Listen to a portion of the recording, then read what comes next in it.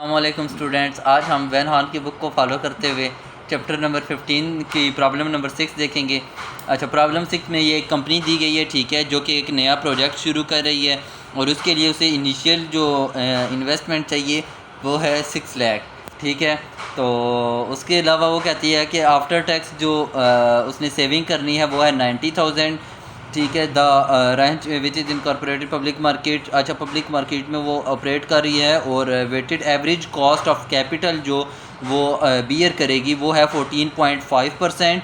उसके अलावा जो इसका प्रेसिडेंट है वो कह रहा है कि 2 लाख का जो है वो डेट इशू कर रहा है, उसके साथ साथ 2 लाख का न्यू कैपिटल कॉमन स्टॉक जो है वो भी वो मार्केट कंपनी में लेके आ रहा है, ठीक है।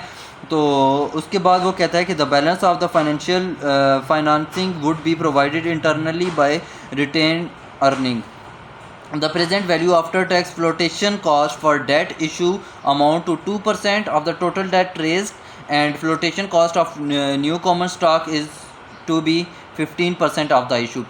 फ्लोटेशन कॉस्ट सबसे पहले वो होती है कि मतलब जब आप न्यू कोई डेट इशू कर रहे हों या फिर कॉमन स्टॉक आप लेके आ रहे हो कंपनी के ऊपर, तो उसके ऊपर जो हमें एक्स्ट्रा कॉस्ट पड़ती है उसको हम फ्लोटेशन कॉस्ट कहते हैं। तो वो दो कॉस्ट उसने हमें बता दी हैं। 2% हमें जो है वो डेट के ऊपर बियर करना पड़ेगा और 15% हमें पे करना पड़ेगा जो कॉमन स्टॉक के ऊपर हमने 2 लाख का कॉमन स्टॉक इशू किया उसके ऊपर, ठीक है।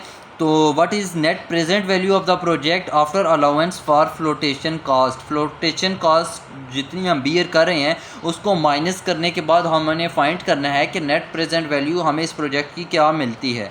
तो यहाँ पे आगे ये कह रहे हैं कि इसमें हमें इन्वेस्ट करना चाहिए या नहीं करना चाहिए, वो हम लोग इस सोल्यूशन चेक करते हैं तो उससे हमें पता चल जाएगा। अच्छा, सबसे पहले मैं लिख लेता हूँ फ्लोटेशन कॉस्ट ऑफ कैपिटल, ठीक है। कैपिटल जो उसने इशू किया है वो है 2 लाख, मल्टीप्लाई बाई उसके ऊपर हमने जो पे करना था वो यहाँ पे उसने हमें बताया हुआ था वो है 15%, ठीक है। 15% को हम लिख सकते हैं 0.15, ठीक है।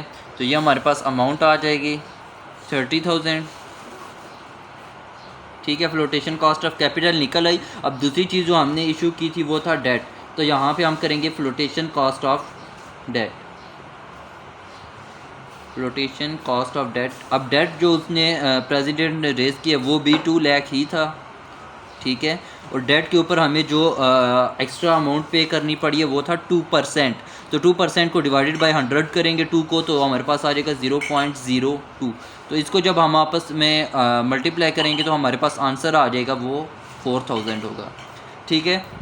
अब अगर टोटल फ्लोटेशन कॉस्ट हम देखें तो हमारे पास आ जाती है 30,000 प्लस 4,000, तो ये 34,000 हो जाएगी, सही है।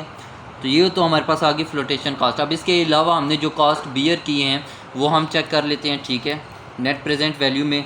तो सबसे पहले तो इसमें एक चीज़ थी कि after weighted average cost of capital हमारे पास जो सेविंग आई थी वो थी 90,000, ठीक है।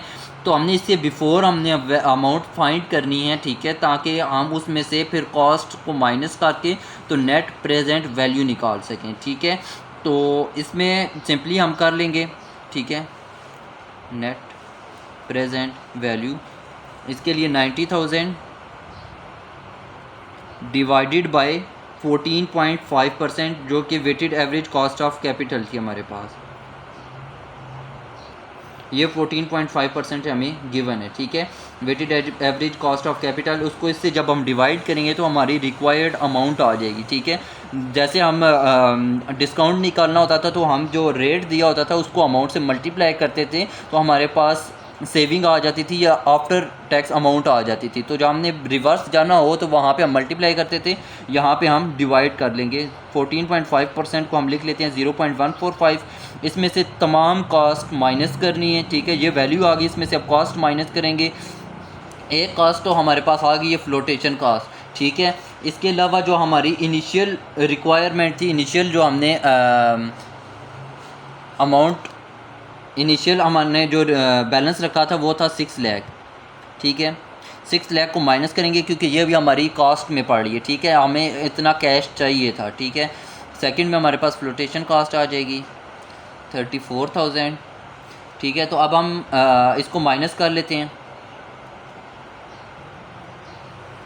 तो इसको आप जब सिंप्लीफाई करेंगे तो ये हमारे पास नेट प्रेजेंट वैल्यू जो आई है वो है आई है नेगेटिव में 13,310। ठीक है, ये नेगेटिव में आने का मतलब ये है कि हमारी जो कॉस्ट है वो हमें ज़्यादा पड़ रही है और जो रेवेन्यू था वो हमारा कम है। ठीक है, तो क्योंकि इसका आंसर नेगेटिव में आया है तो इसका मतलब है कि हम इस प्रोजेक्ट में इन्वेस्ट नहीं करेंगे क्योंकि इसमें हमें लॉस हो रहा है 13,310 रुपीज़ का। तो ये प्रपोज़ल हम रिजेक्ट कर लेंगे। तो ये हमारी 15 चैप्टर की प्रॉब्लम नंबर 6 होगी। उम्मीद है आपको समझ आ गई होगी। अगर कोई कन्फ्यूजन है तो आप कमेंट में पूछ सकते हैं। चैनल को लाइक करना और सब्सक्राइब करना मत भूलिएगा। अल्लाह हाफिज़।